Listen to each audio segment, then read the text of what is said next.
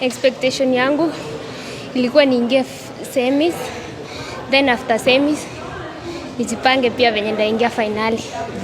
Yeah. Ini mara yako ya kwanza kucompete? Yeah, hii ni mara yangu ya kwanza. Hiyo experience ilikuwaje kwako? Experience yangu imekuwa poa.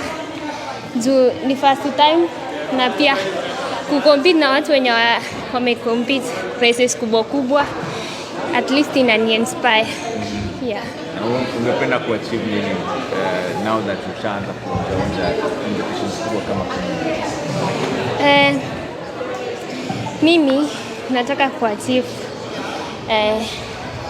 goal yangu kwa kuingia World Championship next year, na pia najitahidi hapa kuingia finali na kupata bibi.